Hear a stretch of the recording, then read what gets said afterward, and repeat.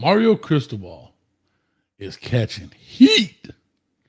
He is catching heat, boy.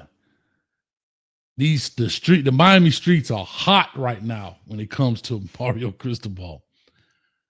Um, I'll say this very quickly. First of all, what's up to everybody? How y'all doing on this great Wednesday? Y'all let me know, like I say, in the comment section what y'all thinking. Or you could call in. Definitely. Like I said, 862-799-9956. Coach been on the hunt for receipts. I've been talking a lot. And I remember way back when we had a hurricane. Hurricane Ian came back in 2022, right after the Middle Tennessee State loss. First year Mario Cristobal's tenure. And I had my buddy on here, Coach Coop. It was real late. The show was called I Got Hurricane on My Mind. I got Miami Hurricanes on the left brain, and I got Hurricane Ian on the right brain. And I said something in that podcast or that show a while back, and I've been saying it for a while. As I put on the thumbnail, what happens when the fans turn on the prodigal son? Now, I was looking up the prodigal son, and there's really two versions of this. There's a biblical meaning, a parable. Then there's kind of the modern day deal. And I want to read this to you. In a modern sense, a prodigal son typically refers to an individual who leaves their community or family to seek success elsewhere, only to return after failing or feeling unfulfilled, often used what they've learned to benefit their original home. That fits Coach Cristobal to a T. Not that he failed at Oregon or he failed when he went to Alabama, but he was unfulfilled and decided to come back home to the University of Miami where he played, born and bred, as they say, in the city of Miami, played at Columbus High School, and came back to put the University of Miami on the map. Not only was he here to put my University of Miami back on the map, but also make them relevant in the arms race of college football. What do I mean? In the arms race of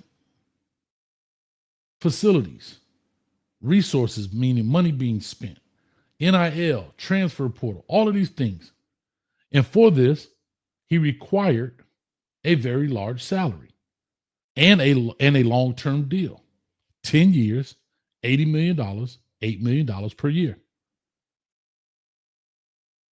10 years, $8 million per year for $80 million. He's only in year 4. And being in year 4, I don't know if some people want to call this underwhelming or whatever the case may be, but I don't think it's what people thought it was going to be. Year 1, he went 5-7, dropped the game to Middle Tennessee. Year 2, 7-5, could have been 8-5, doesn't take a knee against Georgia Tech.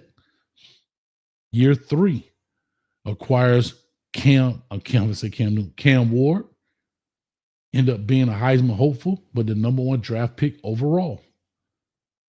Did extremely well in high school recruiting, extremely well in the transfer portal, picking up pieces like Tyler Davis. Not Tyler Davis. What's the boy in defense? Anyway, picking up Damian Martinez and so forth. Everybody's hopes were up here. End up losing to Georgia Tech by a point. That was didn't like it, but hey, we still got a road to the ACC. Then we have a 21-point lead against Syracuse. We end up losing that game to a first-year Tyler Barron. Thank you, sir. To a first-year head coach and a first-time head coach named Fran Brown, who, ironically, we're playing this week. And they're not doing very well.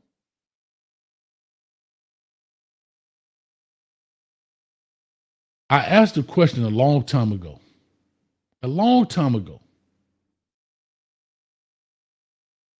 Like I said, what happens when the fans turn on the prodigal son? This clip I'm about to show you was 3 years ago. 3 years ago. I don't even know what date it was on. September 29th, 2022. September 29th of 2022 is when this clip was made. I'm going to show it and share it with you guys. Let me know your thoughts. 100 people in the building. Go ahead and hit the like, share, and subscribe button. As well, I want to put this up here. Giving away 2 tickets to the Syracuse game. 2 tickets to the Syracuse game. All you have to do is hit the link in the pinned comment at the top.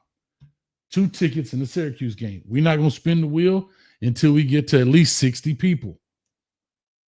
If you're a season ticket holder, great. Jump on in. If you don't want to take the tickets, say, hey, coach, spin it again and give it to somebody else. But Canes, let's participate. That's all I'm asking. And right now, we only have 3 people. Come on, y'all.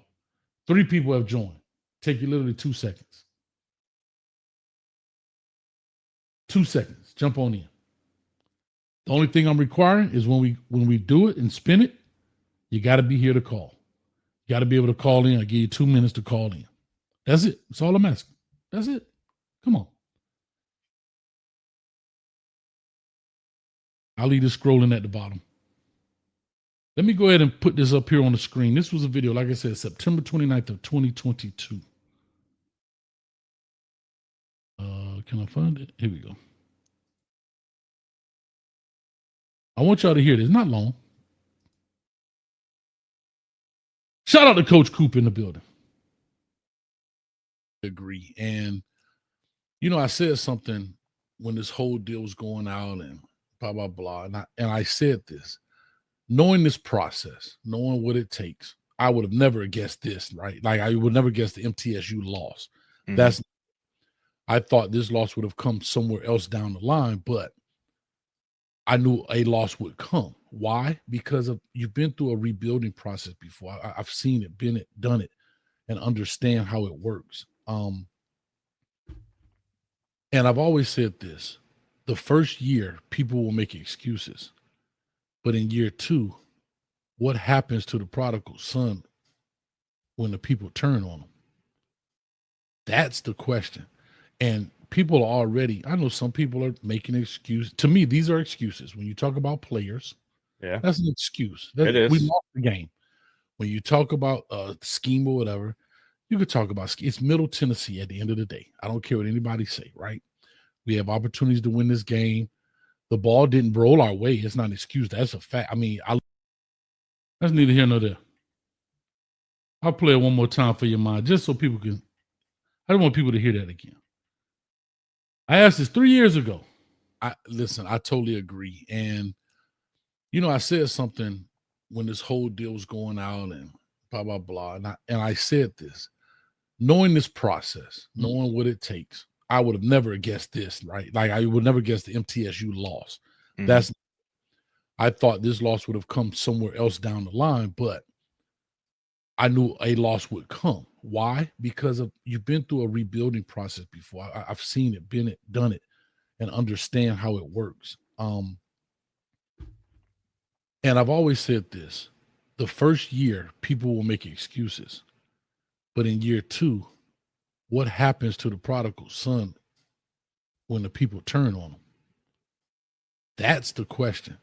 And people are already, I know some people are making excuses. To me, these are excuses. When you talk about players, that's an excuse. It is. We lost the game. When you talk about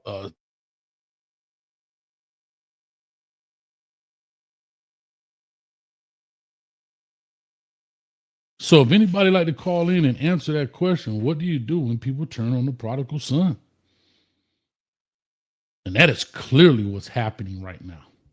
People are not happy. We spend a boatload of money, all of those different things for whatever reason. Where do people go from here? Where does the Miami Hurricane fan base go from here? And I say year 2. We're actually in year 4. Where do people go? And again, we're talking about a 10-year deal.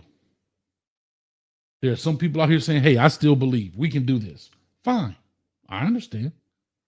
There's some people saying fire the dude. Well, it's going to cost you quite a bit of money. I don't think this is a fireable offense. Damn sure a hot seat offense.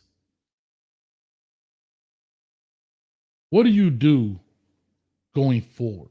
Now, Coach Cristobal said as men, we got to face the music pretty much and get back to work.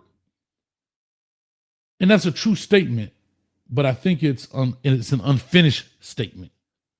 It's a true statement, and yes, we are men. You have to get back to work. But we have to work more efficiently, be more productive in our work. We can't just work to be working. We can't say, hey, I did 19 hours in the office. Doesn't matter. At the end of the day, the win-loss column is what matters. And I'm very interested to hear from the people